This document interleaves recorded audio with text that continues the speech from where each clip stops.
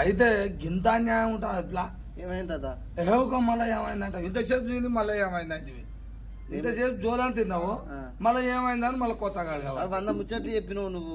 అదే అది కూడా వాస్తవం కానీ అయితే ఏంటంటే ఇప్పుడు ఈ మాటకే వాడు ఎవడైనా నమ్ముతాడు మనిషి అన్నప్పుడు. అవు. మరి వీడు పూజలు చేస్తూ కూడా పూజారి అంటే ఎట్టుండాలే అంతే. ఇప్పుడు పూజారిని నమ్ముతామా, అవు. దేవుని కంటే ఎక్కువ కూడా పూజారిని నమ్ముతాం. అవు. అయ్యా అయ్యవారు మంచోడు, ఆ పంతులు మంచోడు, ఏ అయ్యా అని కాలు కూడా మొక్కుతామా. అవు. రాష్ట్రంలో ఉండాలి కదా, దేశంలో ఉన్నది. ఉందా పూజారి అంటే ఎవరు? దైవానికి భక్తునికి మధ్యలో అనుసంధానం ఆయన. అనుసంధానం. అయితే ఇక దేవుడైనా మాట్లాడగా నువ్వైతే మాట్లాడతావు. అవునవును.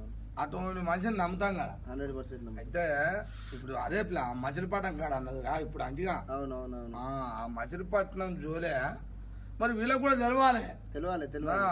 అయితే ఇది ఎక్కడ అనుకుంటారా ప్రజలారా, మచిలీపట్నంలో ఓ పూజారి అయితే ఓనర్ ఆయన. ఇక పూజారి ఓనర్ అన్నప్పుడు వాళ్ళ ఇంట్లో కిరాయికి ఉండరా, కిరాయికి ఉన్నారట. ఇక కిరాయికి ఉన్న ఇక పిల్లలు ఉంటారు వాళ్ళ ఇంట్లో, కిరాయికి ఉన్న ఆయన పిల్లలు ఆడపిల్లకి ఆడపిల్ల ఉందట. ఉన్నది. ఉంటే ఏమైంది వ్యవహారం, ఇక రోజు అంకుల ఇంటికి పోతుందట, అంటే పూజారి వాళ్ళ ఇంటికి పోతుందట. వాళ్ళ పిల్లలు కాబట్టి పిల్లల దాటకు పోతుంది. ఇక ఇట్నే పోతుందంట, ఉంటుందంట. పొయ్యి ఉంటుంటే చిన్నగా ఈ దుర్మార్గుడు ఉంది కదా లంగా పూజారి. ఇంకా పూజారి అంటారా అని నా భాషలో ఏమంటారు లంగా అంటాడు. అయితేనే అంట నేను. ఈ లంగా కొడుకు ఏం చేసిండంట, ఆ బుజ్జి మీద మనసు పడ్డాడట చిన్నగా. ఈ నా కొడుకుకు మరి దేవునికి పూజలు చేస్తుండా, మనకు వచ్చిన భక్తులను గౌరవిస్తుండా, ఈ నా కొడుకుకి ఎట్ట దుర్బుద్ధి పుట్టిందో. ఆ పిల్ల వచ్చింది కదా, అయితే ఈడేం చేస్తున్నట్టు ఆ పిల్ల ఇంటికి రాగానే వీళ్ళని తీసుకొని బయటకు పోతున్నట్ట ఫ్యామిలీతోటే. వీని పిల్ల, వీని భార్య, మళ్ళీ ఈ బుజ్జి వీళ్ళందరూ తీసుకొని బయటకి ఎక్కడో ఆడికి పోదాం ఈడికి పోదాం అని తిప్పుతున్నట. బయట పోయి అవి కొన్ని జాగాలలో తిరుగుతున్నట, చూస్తున్నట. చీకటి అయిందాక తిప్పుకొస్తున్నట. చీకటి అయిందాక వచ్చినాక ఏమంటున్నట, ఇక బుజ్జి ఈయనే పంతది పొద్దుగారు వస్తుందిలే అంటున్నట. మా పిల్లలంటే పంతది అని చెప్తున్నట. ఇక వాళ్ళు కూడా ఏమనుకుంటారు, ఉంటది కదా హ్యాపీ అంటకు ఉంటది కదా, మళ్ళీ పూజారా నమ్మతారు. ఇక నమ్మిరట వాళ్ళు. ఇట్లా 1 సార్లు 2 సార్లు 3 సార్లు ఇతనే అవుతుందట. అప్పుడు ఒకసారి తీసుకుపోతున్నట, రోజు అటు ఇటు తిప్పుతున్నట. చీకటి అయ్యాక తీసుకొస్తుండు, ఇంట్లో వాడబెట్టుకుంటుండు. అయితే ఇంట్లో ఏం చేస్తున్నట, ఇంట్లో వండాక అందరు వంతరుగా, భార్య పిల్లలు, ఈ బుజ్జి కూడా వంతదుగా. చిన్నగా అందరు వండాక వచ్చి ఆ బుజ్జిని లేపినట.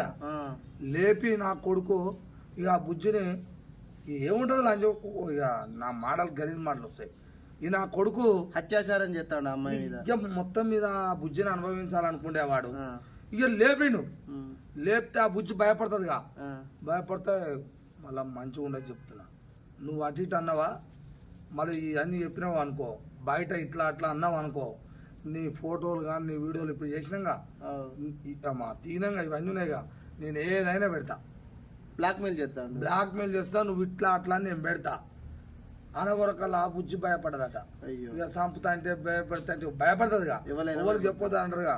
మళ్ళీ రాకపోయినావు అనుకో మళ్ళీ ఇంటికి పోతుందిగా, మళ్ళీ రాకపోయినావు అనుకో మంచిగా ఉండదు అని చెప్తున్నట. ఇక ఆ బుజ్జి భయానికి తలగవాడ. ఆడేమో 40 ఏళ్ళ 41 ఏళ్ళ, ఈడేమో ఇంత. ఈ బుజ్జ 15 ఏళ్ళు 17 ఏళ్ళ అమ్మాయి. ఈయన కొడుకు 41 సంవత్సరం. ఈ పిల్లకు ఆయనకి ఏమైనా సంబంధం ఉందా? ఏం మనవరాలు వయసు నా కొడుకు ఆ బుజ్జిని ఇట్టినేసేసి ఇక మొత్తం మీద లోపరుచుకుంటా బా అయిపోయింది. ఇక ఆ బుజ్జి భయపడది. ఈడు ముందే పూజారా, మంత్రాలంటే ఎట్టుంటది. ఈ కొడుకు ఏమైనా చేయగలనన్న భయం కూడా ఉంటది. ఇక అదే భయపడి ఏం చేసింది, ఇక చిన్నగా ఇంటికి వచ్చి చిన్నగా లేస్తలేదట. అంటే జ్వరం వచ్చినట్టు ఇక అటో ఇటో ఉంటదిగా, డిమ్ముగా ఉంటదిగా. ఎందుకు బిడ్డ ఏమైందే సప్పుడు లేదు అంటే ఏం చెప్తలేదట. ఇంకా డాక్టర్ కాడ తీసుకొని పోయినట. డాక్టర్ కాడ తీసుకొని పోయేవారు డాక్టర్ చూసినట. ఇక డాక్టర్ ఊరుకుంటాడా, డాక్టర్ అంతా ఎవరని చూసి ఆ బుజ్జి ఉండే పరిస్థితిని చూసి రక్తం పరీక్ష మూత్రం పరీక్ష అన్ని చేసినట. అన్ని పరీక్షలు చేసే వరకల్లా ఆ అమ్మాయి గర్భవతి అని తెలియదు. అంతే ఏముంటది ఇక తేలింది ఆమె గర్భం దాల్చింది అని తేలింది. అయ్యో తేలంగానే తల్లిదండ్రులు అనుకురట వామ్మ ఎవడి కొడుకు ఏందే ఎట్లా ఏమని బిడ్డ చెప్పే అంటే ఎట్లా అనుకురట వాళ్ళు ఏమో ఈ బుజ్జి కాదా ఎవరైనా ప్రేమించవా, ఏమన్నా ప్రేమించిందేమో ఎవరన్నా పిల్లగాని చేసుకుంటా ఎట్లా ఉంటాయి కదా ప్రేమలల్లా మరి అటగిట్టనా అని అడిగిందట వాళ్ళ అమ్మ. ఇక వాళ్ళ అమ్మ అడిగే వరకల్లా అటు ఇటు నోరు మూసుకుని చిన్నగా చెప్పనే చెప్పిందట దొంగ కొడుకు పేరు. అమ్మ నేను బయట వాళ్ళు ప్రేమించలే, బయట వాళ్ళు గారు ఈడే మన పూజారి ఉండు కదా ఆయనే నన్ను రమ్మనంటే నేను పోయినా కదా ఇక రాత్రి వెళ్ళి ఇట్లా చేసిండు, ఎప్పుడు చూడు రాత్రి అయిందాక తిప్పొస్తుండు, ఇక రాకపోతే బాగుండదని మళ్ళీ నాకు ఎన్నిసార్లు చెప్పిండు. నేను ఫస్ట్ సారే చెప్దాం అనుకున్నా కానీ ఎందుకు చెప్పలేదంటే నాకు ఇట్లా బెదిరి పెట్టిండు, ఇవన్నీ అయినాయమ్మా లేకపోతే నేను చంపుతాను బెదిరించిండు, అందుకనే నేను ఇట్లా అయిందమ్మా అని చెప్పారట. అయిందా ఇక ఇది తెలిసినాక ఏముంటది ఇక తల్లిపోయి పోలీస్ స్టేషన్లో పెట్టిరట. పోలీస్ స్టేషన్లో పెట్టిరు. ఇక పోలీసులు కూడా నా కొడక నువ్వు పూజారివా ఏంటిదిరా చెప్పు నా కొడక అని ఇక వాళ్ళు తోడపై ఎట్టుంటది వాళ్ళ కథ వాళ్ళ వ్యవహారం ఎట్టుంటది పోలీసు వాళ్ళది.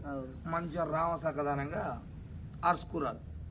ఆర్చుకున్న వరకల్లా కొడుకు ఉన్నది ఉన్నట్టు వీడు కూడా చెప్పాడు, నువ్వు పూజారివా మరి మనిషివా గాడిదివరా నా కొడక, నిన్ను చూసి ఏమి నేర్చుకోవాలరా చెప్పు, ఇంకా నువ్వు చెప్పు పిల్ల ఈయన ఏమంటారో చెప్పు నాకు. ఇక విషయం ఏంటంటే ఇక వాడిని ఇక ఈ పరిభాషలు అనలేనటువంటి మాటలు ఇవ్వన్నా కూడా వాడిని దేంతో పోల్చద్దు. ఎందుకంటే వాడు ఒక పూజారి వ్యవస్థ లోపల ఉండి అంత పెద్ద బాధ్యతలు ఉన్నప్పుడు వానికి ఎంతో మంది ఆడపిల్లలు వాని దగ్గరికి వస్తా అంటారు. ఇంట్లో పరిస్థితుల వల్ల కావచ్చు, లేకపోతే బయట పరిస్థితుల వల్ల కావచ్చు, దేవుడే దిక్కు అని చెప్పి నమ్మి ఎంతో మంది వస్తా అంటారు. దేవుడు ప్రత్యక్షంగా కనిపించాడు, కాకపోతే ఈ పూజారి చేసే పూజల వల్ల మా బాధలు దేవుడికి చేరుకుంటాయని చెప్పి ఎంతో మంది అమ్మాయిలు నమ్ముతారు. అట్లాంటి నమ్మిన వ్యక్తుల మీద ఇట్లా వీడు అఘాయిత్యం చేయడం అనేది నిజంగా బాధాకరం. కొడుకుని ఏం చేయాలంటే చట్టపరంగా ఎట్లాంటి శిక్షలు ఉంటాయో, ఎంత కఠినమైన శిక్షలు ఉంటాయో అవన్నీ తక్షణమే ఈయనపైన అట్లాంటి చర్యలు తీసుకొని మళ్ళా ఇట్లాంటి సంఘటనలు పునరావృతం కాకుండా చూడాలనేది. అంతేగా ఇదే నా మనవాడు చదువుకుండు కాబట్టి ఆ పిల్లగాని కూడా చెప్పినా మరి వయసు పిల్లగాడ ఎట్టెట్టుండదు ఏం సంగతి అంటే చూసిరుగా అదనమాట. ఇటువంటి కొడుకులని ఆడు పూజారి అయినలే ఇంకేదైనాలే పెద్ద పెద్ద దొంగన కొడుకులు చేసిరు కాబట్టి వాళ్ళని చూసిండు, పెద్ద పెద్ద బాబాలను చూసిండు. కానీ అటువంటి కొడుకులు కూడా అందరు పిలిపించుకొని చేస్తారు. కానీ డేరా బాబా అటువంటి దొంగ కొడుకులను చూసిండు కాబట్టి నేను కూడా చేస్తే ఏమవుతుందని ఈ కొడుకు చేసిండు అంతే.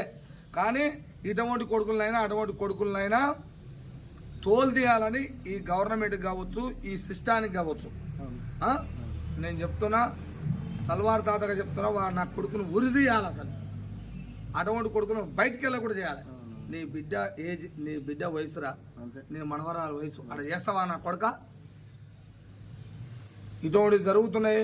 మీ ఇళ్ళల్లో కూడా పిల్లలున్నా మీరున్నా ఎవరైనా నమ్మకండి, దొంగలు తయారయ్యారు. ఎప్పుడన్నా ఊర్లలో పోయినా మీ ఇంటికాడ ఉంచుకోరా అని చెప్పకూరి.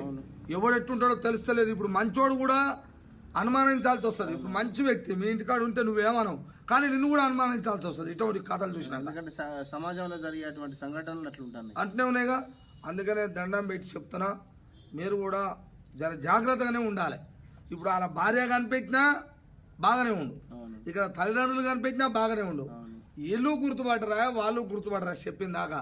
అంటే పిల్ల కదా వీడు పూజారి కదా అనుకుని అందరూ ఊరుకురు. ఆమె కూడా నా భర్త అట చేస్తాడా అనుకుంది, కానీ ఇట చేస్తారనుకుందా? ఇటువంటి హత్యలు జరుగుతున్నాయి అమ్మ.